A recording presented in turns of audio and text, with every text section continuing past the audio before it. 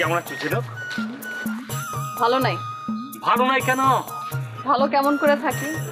তোমার সাথে কত কাজ করলাম, একসাথে আমরা দুইজন মিলে মিউজিক ভিডিও করলাম। মিউজিক ভিডিও নায়িকা হিসেবেও তো আমার একটা খোঁজ খবর নেওয়া তোমার দায়িত্ব ছিল, কি ছিল না?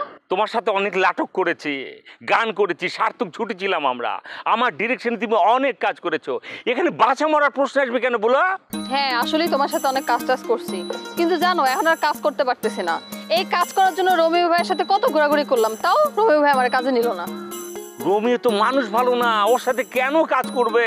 ও তো মানে ওর সাথে কাজ না করে অনেক ভালো কাজ করেছো তুমি। আসলে ঠিক কথা কইছো, আমি ভুল কাজ করছি। এতদিন যদি তোমার সাথে আমি কাজ করতাম, আমি তো নায়িকা হয়ে যাইতাম। কি ভুলটাই না করছি। আচ্ছা বাদ দাও সেই পুরানো কথা। তুমি কেমন আছো বলো তো? আমার মন ভালো নেই জানো।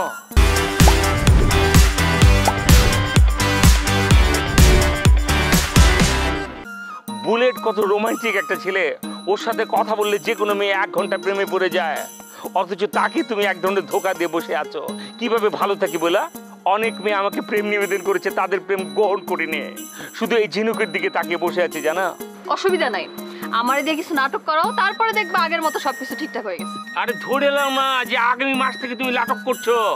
আমার সব নাটক তুমি করবে, প্রয়োজনে তোমাকে আমি ঢাকায় নিয়ে যে তারপর নাটক করাবো। অসুবিধা আছে? অসুবিধা নাই, আমার কোনো অসুবিধা নাই।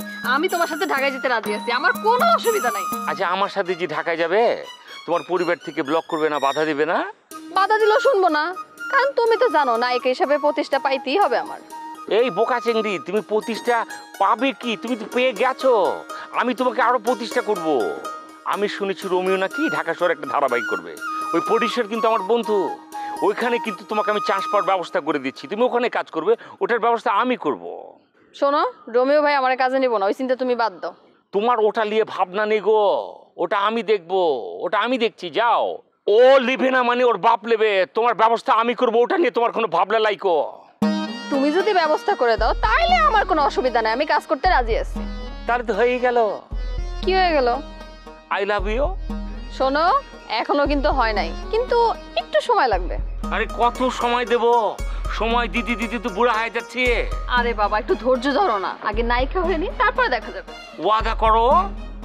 ওকে বাবা, এই নাও ওয়াদা করলাম। প্রমিস? প্রমিস। ঠিক আছে, যাও। ছাড়ো দুষ্টটা। আসলা তো আসলা, বুড়ো বয়সে বাগে আসলা, হইল কিছু?